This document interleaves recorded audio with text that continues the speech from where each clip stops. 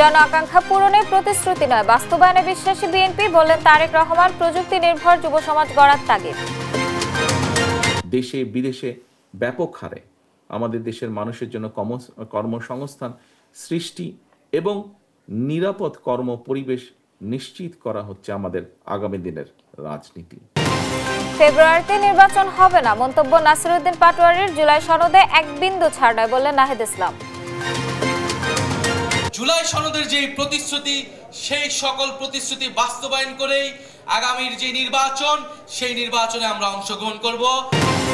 আসন্ন নির্বাচনে প্রবাসীদের ভোটাধিকার নিশ্চিতের চেষ্টা চলছে, জানালেন প্রধান উপদেষ্টা। ফেব্রুয়ারিতে নির্বাচনের জন্য প্রস্তুত দেশ।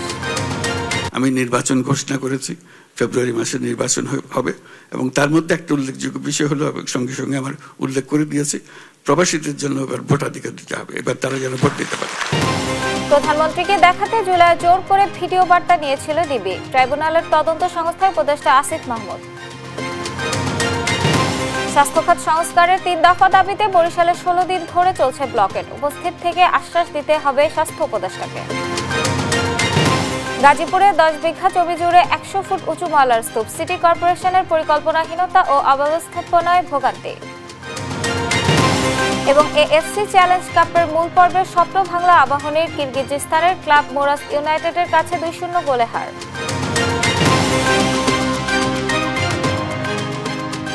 দেখছিলেন সংবাদ শিরোনাম। সংবাদ সকালের সাথে আছে আমি আফ্রোতিতি মোশাররফ পার্বণ।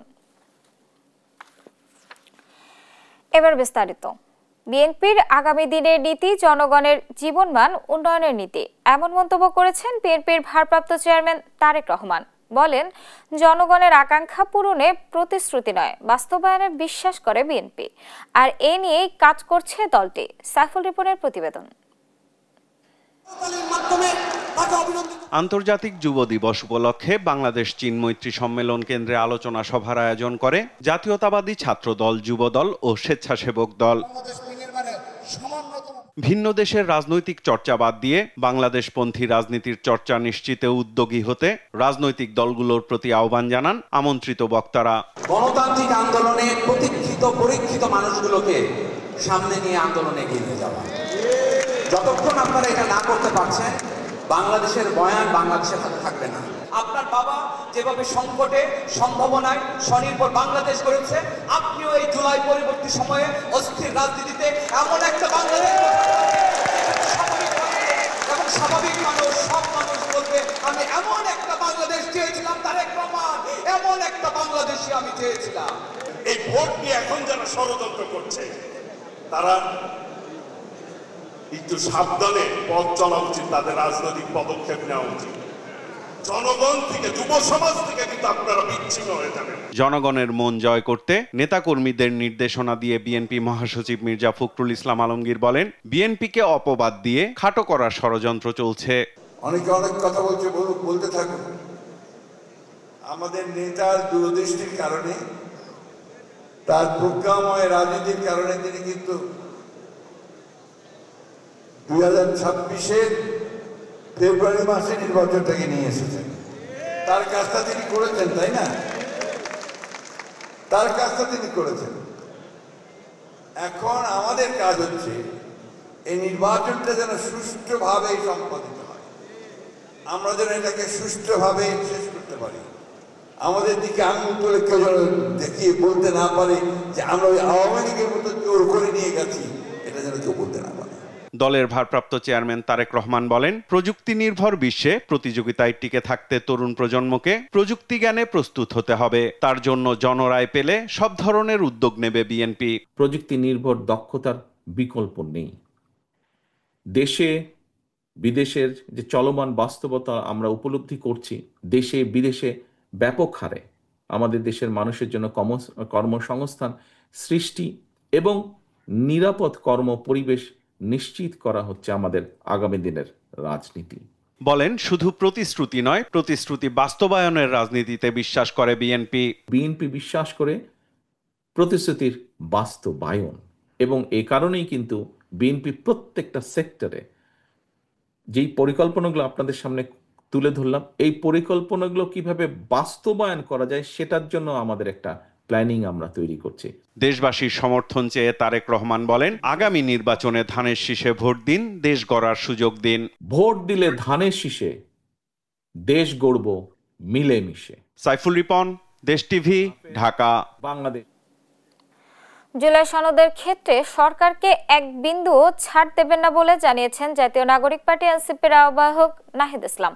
মঙ্গলবার রাজধানীর কৃষিবিদ ইনস্টিটিউশনে আন্তর্জাতিক যুব দিবস উপলক্ষে এনসিপির যুব সংগঠন জাতীয় যুব শক্তি আয়োজিত জাতীয় যুব সম্মেলন 2025 অনুষ্ঠানে প্রধান অতিথির বক্তব্যে তিনি কথা বলেন।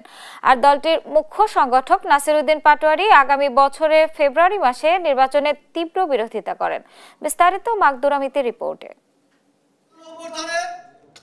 আন্তর্জাতিক যুব দিবস উপলক্ষে রাজধানীর কৃষিবিদ ইনস্টিটিউশন বাংলাদেশ কেআইবিতে অনুষ্ঠিত হয় জাতীয় নাগরিক পার্টি এনসিপির যুব সংগঠন জাতীয় যুব সম্মেলন।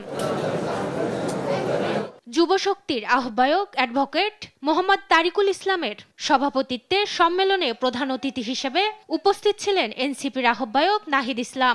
আমরা করছি। এ সময় নাহিদ ইসলাম বলেন, 24-এর গণ অভ্যুত্থানকে ব্যর্থ করতে সকল ধরনের আয়োজন করা হয়েছে। জুলাই ঘোষণাপত্রে ছাড় দেয়া হলেও জুলাই সনদে এক বিন্দুও ছাড় দেয়া হবে না। গত 1 বছর ছাড় দিয়েছি, জুলাই ঘোষণাপত্রে ছাড় দিয়েছি, জুলাই সনদে কোনো ছাড় হবে না। অন্তর্বর্তী সরকার যে প্রতিশ্রুতি দিয়ে, যে শহীদের রক্তের উপর দিয়ে প্রতিষ্ঠিত হয়েছে, সেই প্রতিশ্রুতি আদায় না করে এই সরকার যেতে পারবে না। এ সময় জাতীয় নাগরিক পার্টির এনসিপির মুখ্য সংগঠক নাসিরউদ্দিন পাটোয়ারি আগামী ফেব্রুয়ারি মাসে জাতীয় নির্বাচন অনুষ্ঠানে তীব্র বিরোধিতা করেন। ফেব্রুয়ারিতে নির্বাচন হবে না। যদি ফেব্রুয়ারিতে নির্বাচন হয়, আমার যে ভাইয়েরা শহীদ হয়েছিল, রক্ত দিয়েছিল সংস্কারের জন্য, একটি নতুন সংবিধানের জন্য, তাহলে কবরে গিয়ে তার লাশটা ফেরত দিতে হবে এই সরকারকে। যদি সংস্কার কাজ শেষ না করে নির্বাচন হয়, তাহলে এই সরকারকে আমার ভাইয়ের হাতটা ফিরিয়ে দিতে হবে। আওয়ামী লীগকে পুনর্বাসনের চেষ্টা চলছে বলে মন্তব্য করেন জাতীয় নাগরিক পার্টির দক্ষিণাঞ্চলের মুখ্য সমন্বয়ক হাসনাত আব্দুল্লাহ। আমরা জানি আমাদের রাষ্ট্রের বিরুদ্ধে বিভিন্নভাবে ভারতে বসে ষড়যন্ত্র করা হচ্ছে। আওয়ামী লীগের বি টিমকে আবার আমাদের রাজনৈতিক ময়দানে নামিয়ে আসা হয়েছে। আওয়ামী লীগকে আমরা যেভাবে প্রতিরোধ করেছি, ঠিক একইভাবে আওয়ামী লীগের বি টিম যে নামে রাস্তায় নামুক না কেন, আমরা তাকে প্রতিরোধ করব। বলেন, ভারতে বসে রাষ্ট্রের বিরুদ্ধে বিভিন্ন ষড়যন্ত্র করা হচ্ছে। সকল রাজনৈতিক দলকে ঐক্যবদ্ধ থাকতে হবে, অন্যথায় আওয়ামী লীগ এর সুযোগ নেবে। ভবিষ্যতের কাছে যেন আমরা দেখছি। মাকদুর আমিতি, দেশ টিভি, ঢাকা। গণ অভ্যুত্থানের পর বৈষম্য বিরোধী ছাত্র আন্দোলন থেকে রাজনৈতিক দল হিসেবে নতুন মাত্রা নিয়ে আত্মপ্রকাশ করে জাতীয় নাগরিক পার্টি। কিন্তু 6 মাস না যেতেই নানা বিতর্কিত কর্মকাণ্ডে সমালোচিত দলটি 6 মাসে প্রায় 11 নেতাকে শোকজ করে এনসিপি। দলটির শীর্ষ নেতারা জানান, দলীয় নেতা কর্মীরা যেন অপরাধে জড়াতে না পারে সেজন্য জবাবদিহিতা নিশ্চিত করতে ব্যবস্থা নেওয়া হচ্ছে। আরো জানাচ্ছেন শাহাদাত নিশাদ। নতুন সম্ভাবনার আশা নিয়ে যাত্রা শুরু করে জাতীয় নাগরিক পার্টি এনসিপি। কিন্তু 6 মাস না যেতেই শৃঙ্খলা ভঙ্গ, অনৈতিক আচরণ সহ নানা বিতর্কে জড়াচ্ছে এনসিপি নেতারা। এখন পর্যন্ত শোকজ করা হয়েছে প্রায় 11 নেতাকে। দল গঠনের 2 মাসের মধ্যে প্রথমে দলের মাথা ডুবান এনসিপির সাবেক যুগ্ম সদস্য সচিব গাজী সালাউদ্দিন। ডিসি নিয়োগের তদবির ও হস্তক্ষেপ এবং এনসিটিভির বই ছাপার কাজে কমিশন বাণিজ্যের অভিযোগে দল থেকে সাময়িক অব্যাহতি দেয় তাকে। গত মে মাসে সমন্বয়ক পরিচয়ে মব সৃষ্টিকে কেন্দ্র করে ধানমন্ডি থানা 3 ব্যক্তিকে আটক করে। পরে তাদের ছাড়িয়ে আনেন এনসিপির জ্যেষ্ঠ মুখ্য সমন্বয়ক হান্নান মাসুদ। এই ঘটনায় ব্যাপক সমালোচনার মুখে তাকে কারণ দর্শানোর নোটিশ দেয় দলটি। মে মাসে এনসিপির যুগ্ম সদস্য সচিব জয়নাল আবেদিনের বিরুদ্ধে দৈনিক জনকণ্ঠের কার্যালয়ে বিশৃঙ্খলা করার অভিযোগে এর জবাব চেয়ে তাকে চিঠি দেয় এনসিপি। 9 জুন চট্টগ্রামের আনোয়ারা উপজেলায় এনসিপির ঈদ পুনর্মিলনীতে দলটির কার্যনির্বাহী সদস্য জোবাইরুল আলমের এই বক্তব্যের কারণে তাকে কারণ দর্শানোর নোটিশ দেয় এনসিপি।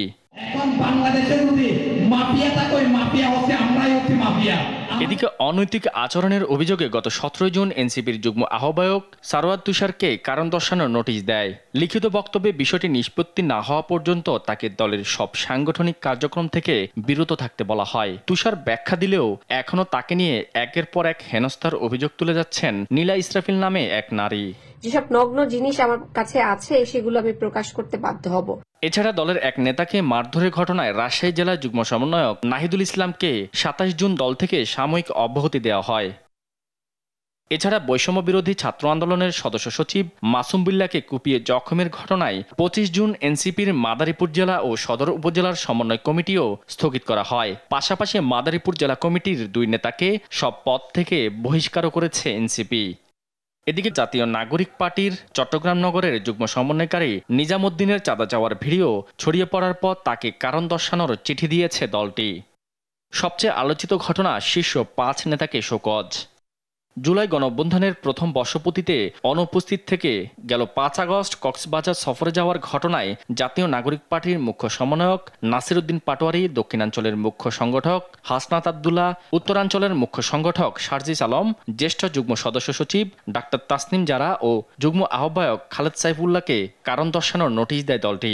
দুদিনের মাথায় কারণ দর্শানোর নোটিশের জবাব দিয়েছে তারা। এমন বিতর্কিত কর্মকাণ্ডের বিষয়ে দলের অবস্থান নিয়ে দেশ টিভির সাথে কথা হয় এনসিপির যুগ্ম সদস্য সচিবের সাথে। দেশ টিভিকে তিনি জানান, স্বচ্ছতা ও জবাবদিহিতার কারণেই দলের এমন সিদ্ধান্ত। এটা আসলে একটা প্রক্রিয়া, আমরা এই প্রক্রিয়াটা চালু করেছি, আমরা এটা চালু রাখতে চাই। আমি মনে করি যে মানুষ এটা পজিটিভলি নেয়। এনসিপির সমালোচনাকে স্বাগত জানিয়ে তিনি বলেন, প্রোপাগান্ডা না ছড়িয়ে যাচাই করে সমালোচনা করা উত্তম। একটা রাজনৈতিক দল তো জনগণের প্রতিনিধিত্ব। শাহাদাত নিশাদ, দেশ টিভি, ঢাকা। বাংলাদেশের আসন্ন জাতীয় নির্বাচনে প্রবাসীদের অংশগ্রহণ নিশ্চিত করতে কার্যকর পদক্ষেপ নিচ্ছে সরকার। মালয়েশিয়ার কুয়ালালামপুরে প্রবাসী বাংলাদেশিদের সঙ্গে মতবিনিময় সভায় একথা জানিয়েছেন প্রধান উপদেষ্টা প্রফেসর মোহাম্মদ ইউনূস। প্রবাসীদের অভিযোগ, সমস্যা ও সম্ভাবনা নিয়ে সরকারের পক্ষ থেকে নানা উদ্যোগের কথাও জানান তিনি। বিস্তারিত মাহবুব তামিমের প্রতিবেদনে। মালয়েশিয়ার রাজধানী কুয়ালালামপুরে আয়োজিত এক সভায় প্রবাসীদের সঙ্গে মতবিনিময় করেন প্রধান উপদেষ্টা প্রফেসর মোহাম্মদ ইউনূস। এ সময় বাংলাদেশের অর্থনীতিতে গুরুত্বপূর্ণ অবদান রাখায় মালয়েশিয়ার প্রবাসী বাংলাদেশিদের কৃতজ্ঞতা জানান তিনি। এক বছরের মধ্যে অর্থনীতি গড়ে দাঁড়ালো, ওই কারণে ওই প্রবাসীদের এই রেমিটেন্সের অর্থ দিয়ে বাংলাদেশ উঠে দাঁড়ালো। আমি সকল প্রবাসীদের আজকে যারা এখানে উপস্থিত আছেন তারা এবং যারা উপস্থিত নাই তাদেরকেও একসঙ্গে আমরা তাদের ধন্যবাদ জানাই। আসন্ন নির্বাচনে প্রবাসীদের ভোটাধিকার নিশ্চিতে সরকার কাজ করছে বলেও জানান তিনি। আমি নির্বাচন ঘোষণা করেছি, ফেব্রুয়ারি মাসে নির্বাচন হবে এবং তার মধ্যে একটা উল্লেখযোগ্য বিষয় হলো, এবং সঙ্গে সঙ্গে আমার উল্লেখ করে দিয়েছি, প্রবাসীদের জন্য এবার ভোটাধিকার দিতে হবে, এবার তারা যেন ভোট দিতে পারে। আশা করি নির্বাচন, সুন্দর একটা নির্বাচনের মাধ্যমে আমরা ক্ষমতা নির্বাচিত প্রতিনিধিদের কাছে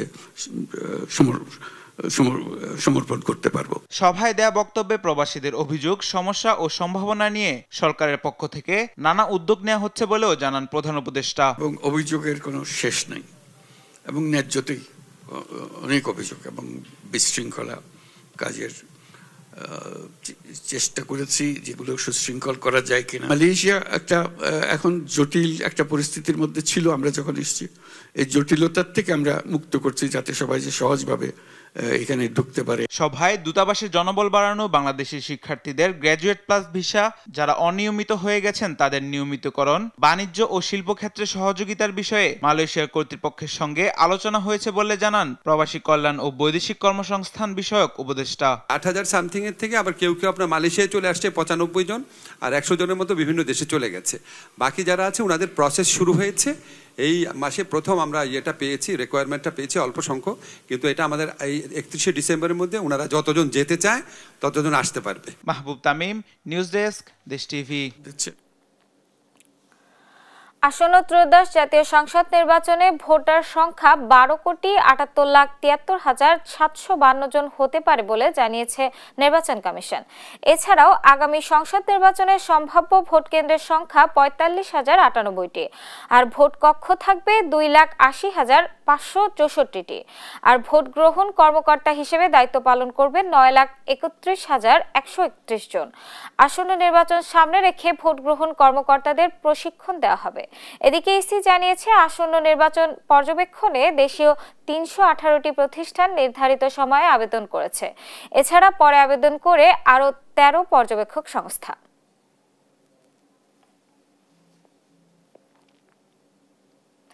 জুলাই অভ্যুত্থানে তৎকালীন প্রধানমন্ত্রী ও স্বরাষ্ট্রমন্ত্রীকে দেখানোর কথা বলে সমন্বয়কদের কাছ থেকে জোর করে ভিডিও বার্তা নিয়েছিল ডিবি। পরবর্তীতে সেই ভিডিও সামাজিক যোগাযোগ মাধ্যমে ছেড়ে দেওয়া হয় বলে জানিয়েছেন বৈষম্য বিরোধী আন্দোলনের অন্যতম সমন্বয়ক ও অন্তর্বর্তী সরকারের উপদেষ্টা আসিফ মাহমুদ সজীব ভুঁইয়া। আন্তর্জাতিক অপরাধ ট্রাইব্যুনালে দেয়া জবানবন্দিতে উঠে আসে এমন তথ্য। গুমের লোমহর্ষক বর্ণনাও দিয়েছেন তিনি। সাবরিনা মজুমদারের রিপোর্ট। সংস্কার আন্দোলন ও তার প্রেক্ষিতে উদ্ভূত পরিস্থিতিতে অনেকে অপ্রত্যাশিতভাবে আহত এবং নিহত হয়েছে। আমরা এই সকল অনাকাঙ্ক্ষিত ঘটনা তীব্র নিন্দা জানাই। সার্বিক স্বার্থে আমরা এই মুহূর্তে থেকে আমাদের কর্মসূচি প্রত্যাহার করছি। জুলাই অভ্যুত্থানের আন্দোলন যখন তুঙ্গে, তখন আন্দোলনকে দুর্বল করতে গুম করা হয় নাহিদ ইসলাম, হাসনাত আব্দুল্লাহ, নুসরাত তাবাসসুম, আবু বাকের মজুমদার, সার্জিস আলম, আসিফ মাহমুদ সজীব ভুঁইয়া সহ বৈষম্য বিরোধী ছাত্র আন্দোলনের 6 সমন্বয়ককে দেয়া হয় ডিবি হেফাজতে। সে সময়কার ডিবি হেফাজতে গুম থাকা অবস্থায় হওয়া ঘটনার লোমহর্ষক বর্ণনা দিয়েছেন বর্তমান ক্রিয়া উপদেষ্টা আসিফ মাহমুদ সজীব ভুঁইয়া। কোটা বৈষম্য দূরীকরণে আমাদের সকল বাধা অতিক্রম করে সাফল্য ছিনিয়ে আনবো। আন্তর্জাতিক অপরাধ ট্রাইব্যুনালের তদন্ত সংস্থায় দেয়া জবানবন্দিতে উঠে আসে 19 জুলাই ইন্টারনেট বন্ধ থাকা অবস্থায় তাকে তুলে নেয় ডিজিএফআই এর সদস্যরা। চোখ বাধা থাকায় 5 দিন গুম থাকলেও পারেননি স্থান নির্ণয় করতে। তবে 5 আগস্টের পর প্রধান উপদেষ্টার সঙ্গে আয়নাঘর পরিদর্শনে গিয়ে সেখানকার একটি কক্ষ শনাক্ত করতে পারেন বলে জানান আসিফ মাহমুদ। আন্দোলনের শুরু থেকেই ডিজিএফআই এর একটি পক্ষ সমঝোতায় চেষ্টা চালায় বলে জানান আসিফ। এ সময় তৎকালীন শিক্ষা প্রতিমন্ত্রী মুহিবুল হাসান চৌধুরী নওফেলের সঙ্গে কথোপকথনের স্ক্রিনশট দেখিয়ে সমঝোতার প্রস্তাবও দেয় সিটিটিসির একজন ঊর্ধ্বতন কর্মকর্তা। জবানবন্দিতে আরও বলা হয় 25 জুলাই হাসপাতালে মোবাইল ফোন জব্দ করে ভিডিও বার্তার মাধ্যমে আন্দোলন বন্ধের চাপ দেয় গোয়েন্দা সংস্থা। এ সময় অস্বীকৃতি জানালে কয়েক দফা নির্যাতন চালিয়ে পরদিন নেওয়া হয় ডিবি কার্যালয়ে। এ সময় চিকিৎসা চললেও দেয়া হয়নি ওষুধ। ডিএমপি রমনা জোনের প্রধান হুমায়ুন আন্দোলনকারীদের পাশাপাশি পরিবারকে মামলা দিয়ে হয়রানির হুমকি দেয়। এ সময় মারধর করা হয় ভিপি নূরকেও। 2 দিন পর তৎকালীন ডিবি প্রধান হারুনও মামলার হুমকি দিত বলে উঠে আসে জবানবন্দিতে। আন্দোলন প্রত্যাহারের ভিডিও বার্তা প্রসঙ্গে আসিফ মাহমুদ জানান, শুধু তৎকালীন প্রধানমন্ত্রী শেখ হাসিনা ও স্বরাষ্ট্রমন্ত্রীকে দেখানোর কথা বলে জোরপূর্বক ভিডিও বার্তা নিয়ে তা ছেড়ে দেওয়া হয় সামাজিক যোগাযোগ মাধ্যমে। সাবরিনা মজুমদার, দেশ টিভি, ঢাকা। ঢাকা বিশ্ববিদ্যালয় কেন্দ্রীয় ছাত্র সংসদ ডাকসু ও হল সংসদ নির্বাচনের মনোনয়নপত্র বিক্রি শুরু হয়েছে। মঙ্গলবার সকালে সিনেট ভবনে চিফ রিটার্নিং অফিসারের কার্যালয় থেকে ফর্ম সংগ্রহ করে প্রার্থীরা। তবে প্রথম দিন শিক্ষার্থীদের উপস্থিতি ছিল তুলনামূলক কম। তারা বলেন, সাধারণ ছাত্রদের অধিকার আদায় ও শিক্ষার সুষ্ঠু পরিবেশ নিশ্চিতে কাজ করতে চান। আলিমুজ্জামান সাফওয়ানের রিপোর্ট।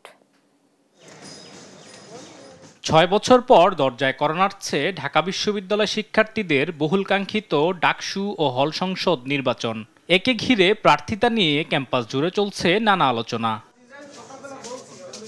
নতুন 3টি পদ যোগ করে ডাকসুর মোট পদ এবার 28টি। এছাড়া প্রতিটি হলে 13টি সহ সব মিলিয়ে 41টি পদে নেতা নির্বাচনে এবার ভোটাধিকার প্রয়োগ করবেন 39,775 জন। তফসিল অনুযায়ী মঙ্গলবার সকাল 10টায় মনোনয়ন ফরম বিক্রি শুরু করে বিশ্ববিদ্যালয় প্রশাসন। শুরুর দিনে নির্ধারিত 5 জন সমর্থক সহ অনেকেই সংগ্রহ করেন মনোনয়ন ফরম। রাজনৈতিক দল সমর্থিত কোনো প্রার্থী মনোনয়ন সংগ্রহ না করলেও স্বতন্ত্র প্রার্থীরা জানান, নির্বাচন হলে পাশে থাকবেন সাধারণ শিক্ষার্থীদের, কাজ করবেন শিক্ষার মান উন্নয়নে। স্টুডেন্টরা চায় যে তাদের একটা প্রতিনিধি নির্বাচিত হোক, এই প্রতিনিধিগুলো তাদের জন্য কাজ করুক, তাদের দাবি দেওয়া তুলে ধরুক। আমি যেই ক্ষেত্রে নির্বাচিত হব, আমি সেই প্রত্যেক হলে হলে গিয়ে তাদের কি সমস্যা, সেই সমস্যাগুলো আইডেন্টিফাই করে সেই সমস্যাগুলোকে যাচাই করতে পারবো। ইনশাল্লাহ আমি যদি নির্বাচিত হতে পারি এবং যদি আমাকে যদি সবাই সমর্থন দেন, তাহলে পরে আমার যে প্রত্যাশা বা যে আমার প্রতিশ্রুতি সেটা আমি বাস্তবায়ন করতে পারবো ইনশাল্লাহ। এদিকে নির্বাচন পেছানো নিয়ে কোনো শঙ্কা দেখছেন না চিফ রিটার্নিং অফিসার। বলেন, গণঅভ্যুত্থানের বিরুদ্ধে অবস্থান নেওয়া কেউ ভোটার তালিকায় থাকছে না। কমিশনের পক্ষ থেকে এখন পর্যন্ত কোনো ধরনের থ্রেট আমরা দেখছি না, কারণ আমরা ছাত্র সংগঠনগুলো প্লাস অংশীজন সবার সাথে আমাদের একাধিকবার মিটিং হয়েছে। আমরা সব মিটিং থেকে একটা জিনিস আমরা স্পষ্ট বার্তা পেয়েছি যে সবাই ইলেকশন চায়। মঙ্গলবার শুরু হওয়া মনোনয়ন ফরম বিতরণ চলবে আগামী 18 আগস্ট পর্যন্ত। আলিমুজ্জামান সাফওয়ান, দেশ টিভি, ঢাকা। গেল এক বছরে দুদক অনুসন্ধান করে 1743 আসামির বিরুদ্ধে 452টি মামলা করেছে। এর মধ্যে 348টি মামলারই চার্জশিট দিতে পেরেছে সংস্থাটি। এক্ষেত্রে দুদকের সফলতা 77% হলেও আসামি গ্রেফতারে তা হতাশাজনক। এর কারণ হিসেবে দুদক বলছে গ্রেফতারের বিষয়টি অনেকটাই পুলিশের উপর নির্ভর করে। ফজলে আদিত্যর রিপোর্ট। গত বছরের 5ই আগস্ট আওয়ামী লীগ সরকার পতনের পর জ্ঞাত আয় বহির্ভূত সম্পদ অর্জনের অভিযোগে একের পর এক মামলা করেছে দুদক। এসব মামলায় আসামি করা হয়েছে সাবেক এমপি, সংসদ সদস্য, সরকারি কর্মকর্তা ও ব্যবসায়ীকে।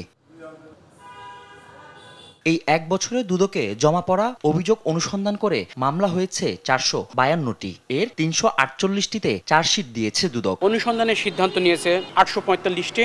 এর মধ্যে মামলা হয়েছে 452টি। এই গত এক বছরে চার্জশিট দেওয়া হয়েছে 348টি। এর মধ্যে 452টি মামলায় আসামি করা হয়েছে 1743 জনকে। গত আগস্ট থেকে 25 জুলাই পর্যন্ত মোট চার্জশিট দেওয়া হয়েছে 1443 জনের নামে। বেগম রোকেয়া বিশ্ববিদ্যালয়ের সাবেক উপাচার্য অধ্যাপক নাজমুল আহসান কলিমুল্লাহ, সাবেক স্বাস্থ্য সচিব জাহাঙ্গীর আলম সহ কয়েকজনকে গ্রেফতারও করেছে দুদক। Fazle Aditya, Desh TV, Dhaka. Sherebangla medical college হাসপাতাল সহ দেশের স্বাস্থ্য খাত সংস্কারের 3 দফা দাবিতে বরিশালে ব্লকেট কর্মসূচি চলছে গেল 16 দিন ধরে। আন্দোলনকারীরা জানান, স্বাস্থ্য খাত সংস্কারের 3 দফা দাবি এখন জনগণের দাবিতে পরিণত হয়েছে। দাবি পূরণে স্বাস্থ্য উপদেষ্টাকে বরিশালে এসে সংস্কারের আশ্বাস দিতে হবে বলেও জানান তারা। শাকিল মাহমুদের রিপোর্ট।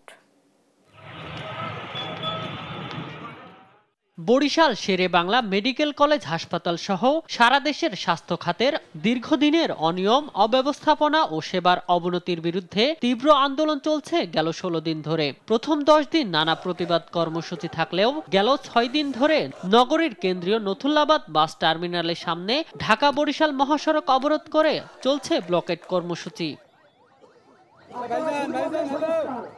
আন্দোলনকারীরা জানান, সরকারি হাসপাতালগুলো সংস্কারের 3 দফা দাবি এখন জনগণের দাবিতে পরিণত হয়েছে। দাবি পূরণে স্বাস্থ্য উপদেষ্টাকে বরিশালে এসে সংস্কারের আশ্বাস দিতে হবে বলে জানান তারা। সারা বাংলাদেশের যত মেডিকেল কলেজ হাসপাতাল রয়েছে সেই সকল হাসপাতালের অনিয়ম, দুর্নীতি এবং সিন্ডিকেট ভাঙার বিষয়ে রোগীদের সঠিক সুস্থতা এবং নিরাপত্তা নিশ্চিতে আমরা একটি আন্দোলন করতেছি। এখনো পর্যন্ত স্বাস্থ্য উপদেষ্টা মন্ত্রণালয় থেকে স্বাস্থ্য উপদেষ্টা আমাদের কোনো বার্তা দেয়নি। আমরা চাই যে এই সংস্কারটা হোক এবং এটার জন্য অনেক যাত্রী আমাদের সাথে একমত হয়েছে যে এই দাবি তারাও মেনে নিচ্ছে। লাগাতার ব্লকেটের কারণে পরিবহন ও যানবাহন চলাচলে কিছুটা ভোগান্তি পোহাতে হলেও স্বাস্থ্য খাত সংস্কারের জন্য এমন ভোগান্তি মেনে নিচ্ছেন যাত্রীরা।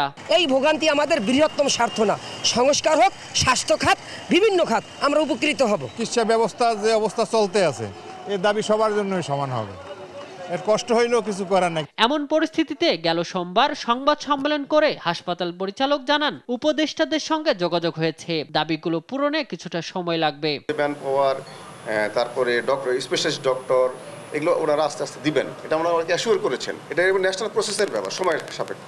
আলটিমেটাম দেওয়ার পরও দাবি অনুযায়ী বরিশাল স্বাস্থ্য উপদেষ্টা না আসা ও স্বাস্থ্য খাতে সংস্কারে পদক্ষেপ না নেয়ায় ক্ষোভ প্রকাশ করেন আন্দোলনের সংগঠক মহিউদ্দিন রনি। আমাদের খুব স্মার্ট, স্ট্র্যাটেজিক, শক্তিশালী মানুষ দরকার যারা এই সমস্যা সমাধান ইন্টারিমকালীন সময় সফল করতে পারবে। আমরা সারা বরিশালবাসী যদি এখানে রাজপথে আসি, শান্তিপূর্ণভাবে অবস্থান করে যাই, অনশন করে যাই, তাহলে এর দায় কিন্তু সম্পূর্ণ আপনাকেই নিতে হবে উপদেষ্টা। কাগজ কলমে বরিশাল শেরেবাংলা মেডিকেল কলেজ হাসপাতাল 500 শয্যার হলেও দৈনিক গড়ে 2000 রোগী ভর্তি থাকেন, আর প্রতিদিন বহির্বিভাগে সেবা নেন 3000 রোগী। ফলে প্রতিনিয়ত নানা ভোগান্তিতে পড়তে হয় সেবা নিতে আসা রোগীদের। শামীম হোসেন, নিউজ ডেস্ক, দেশ টিভি। 10 বিঘা জমি জুড়ে দাঁড়িয়ে আছে 100 ফুট উঁচু ময়লার স্তূপ। এমন স্তূপের দেখা মিলবে গাজীপুরে। সিটি কর্পোরেশনের পরিকল্পনাহীনতা, অব্যবস্থাপনা আর নাগরিক ভোগান্তির এক ভয়াবহ প্রতীক হয়ে দাঁড়িয়েছে বর্জ্যের পাহাড়টি। দুর্গন্ধে ঢেকে গেছে চারপাশের পরিবেশ, দূষিত হচ্ছে নদী খাল। তবে সবকিছু দেখেও যেন কেউ দেখার নেই এখানে। অঙ্কন চৌধুরীর রিপোর্ট। দূর থেকে দেখলে মনেই হতে পারে এটি কোনো প্রকৃত সৃষ্ট পাহাড়, তবে আদতে এটি গাজীপুর সিটি কর্পোরেশনের গত 11 বছর ধরে জমিয়ে রাখা ময়লার স্তূপ। 10 বিঘা জায়গায় গড়ে ওঠা এই ময়লার স্তূপ গাজীপুরবাসীর ভোগান্তির কারণ হয়ে দাঁড়িয়েছে। গাজীপুরের ঢাকা-টাঙ্গাইল মহাসড়কের পাশে কড্ডা বাইমাইল এলাকায় 10 বিঘা জমি জুড়ে গড়ে উঠেছে এই বিশাল ময়লার পাহাড়। প্রতিদিন এখানে ফেলা হচ্ছে প্রায় 4000 টন বর্জ্য। সিটি কর্পোরেশনের কোনো নির্দিষ্ট ডাম্পিং জোন না থাকায় বছর পর বছর জমা হওয়া এই বর্জ্য পাহাড়ে পরিণত হয়েছে। ময়লা জমাতে জমাতে পাহাড় বানাই লাইছে। কোনো সেবাই পাই না, নামে মাত্র গাজীপুর সিটি কর্পোরেশন। সড়ক ও জনপদ বিভাগের জায়গায় গড়ে ওঠা এই ভাগাড় থেকে ছড়িয়ে পড়ছে তীব্র দুর্গন্ধ, যার তীব্রতা ছড়িয়েছে কয়েক কিলোমিটার এলাকা জুড়ে। পাশাপাশি সিটি কর্পোরেশনের তরল ও কঠিন বর্জ্যে দূষিত হচ্ছে তুরাগ নদ, চিলাই নদ, মোগরখাল সহ আশেপাশের জলাশয়গুলো। নগরবাসীর অভিযোগ, সপ্তাহে মাত্র 2-1 দিন ময়লা তোলা হয়, অথচ প্রতি বাড়ি থেকে মাস প্রতি আদায় করা হয় 50 থেকে 100 টাকা। এত টাকা দিতেছি, প্রতি মাসে টাকা দিতেছি, অথচ ময়লাই না ফালায় থুই আমার মুখের সামনে। আমরা দোকানদারি ঠিক মতো করতে পারি না, ভাড়া দেই অযথা। সবাই যেন সচেতন থাকে, যেন রাস্তার উপরে ময়লা না ফেলে, আমরা যেন ভালোভাবে এই রাস্তা ব্যবহার করতে পারি। তবে লোকবল সংকট, বাজেট অব্যবস্থাপনা ও নির্দিষ্ট ডাম্পিং জোনের জায়গা নির্ধারণ না করতে পারার ব্যর্থতাকেই দায়ী করছেন গাজীপুর সিটি কর্পোরেশনের প্রধান বর্জ্য ব্যবস্থাপক। 3000 মেট্রিক টনের মতো ময়লা পার ডে উৎপন্ন হয়। সেই ময়লাগুলো আমরা কোথায় ফেলবো? ফেলার জন্য আমাদের একটা নিজস্ব ডাম্পিং নেই। আমরা যে পূর্ব থেকে যে ডাম্পিংগুলো পেয়েছিলাম, সেই ডাম্পিংয়ে আমরা ময়লা ফেলে যাচ্ছি। দ্রুত পরিবেশসম্মত উপায়ে গাজীপুরের বর্জ্য ব্যবস্থাপনা একটি প্রক্রিয়ার মধ্যে আসবে বলে জানান পরিবেশ অধিদপ্তর। আমি বিশ্বাস করি এটা খুব শিগগিরই একটা পরিবেশসম্মত উপায়ে গাজীপুরের বর্জ্য ব্যবস্থাপনা একটা প্রক্রিয়ার মধ্যে চলে যায়। 1 দশক পেরোলেও গাজীপুর সিটি কর্পোরেশনে হয়ে ওঠেনি কোনো স্থায়ী ডাম্পিং জোন। প্রতিদিন 3 থেকে 4000 টন বর্জ্যের বড় অংশই ফেলা হচ্ছে রাস্তার পাশে, খালবিল আর নদীতে। যত্রতত্র বজ্র অপসারণ বন্ধে দ্রুত ডাম্পিং জোন নির্ধারণের দাবি এলাকাবাসীর। অঙ্কন চৌধুরী, দেশ টিভি, ঢাকা।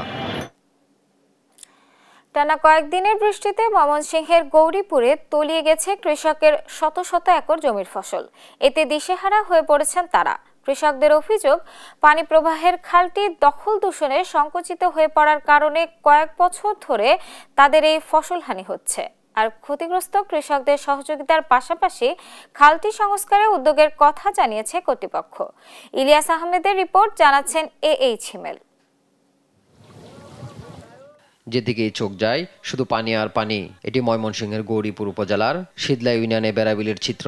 গেল 1 সপ্তাহ ধরে এই বিলের পানিতে নিমজ্জিত কৃষকের শত শত একর জমির আমন ধান পচে যাওয়ার উপক্রম হচ্ছে। ধানের চারাগুলো ধার দেনা করে ধান চাষ করে এমন অবস্থায় দিশেহারা কৃষক। মানুষে কাল বইরে ভারী গদর দিলাইছে, কেউ কেত করে লাইছে। আমরা ছোট হয়েছি, কাল বড় ছিল অনেক। আমরা হাজার হাজার একর সম্পদ পানির নিচে এই খালের জন্য ভাই আমাদের বেড়াবিলে খাল পাট না থাকলে আমাদের কৃষকেরা অনেক ক্ষয়ক্ষতি হচ্ছে। স্থানীয়দের অভিযোগ, বেড়াবিল থেকে শীতলং বিলে 3 কিলোমিটার সংযোগ খালটি দখল দূষণের বরাট হয়ে যাওয়ার কারণে বৃষ্টির পানি প্রবাহিত হতে না পেরে জলাবদ্ধতার সৃষ্টি হয়েছে। এমনতর অবস্থায় চলছে বিগত 10 থেকে 12 বছর ধরে। ওইটা যে করছে এটা কি ছোট করে করছে, ওই যে মুরব্বী আছে তারাও আছে অনেক বড় আছে, এখন ছোট হয়ে গেছে। 2 সাইড হাজার হাজার একর জমিন পানির তলে। কালটা যদি বড় হয়, গভীর হয়, তাহলে আমাদের জন্য ভালো।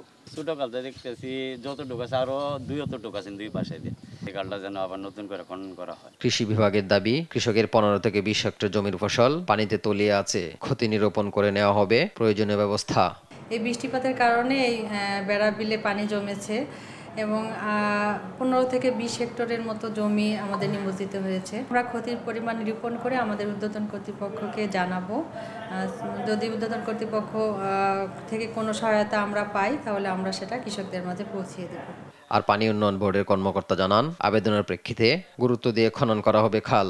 লোকাল প্রশাসনের সাথে কথা বলে এই খালটার ব্যাপারে তথ্য কালেক্ট করবো, ভিজিট করবো, করে দেখবো এই খাল আসলে খাস জমির উপরে কিনা না, ন্যাচারাল খাল কিনা না, এই খালের উৎপত্তি এবং পতিত এগুলো আমরা সার্ভে করে জরিপ করে তারপরে প্রকৃত ব্যবস্থা নেওয়ার জন্য, প্রয়োজনীয় ব্যবস্থা গ্রহণ করার জন্য আমরা কর্তৃপক্ষ বরাবর সুপারিশ করব।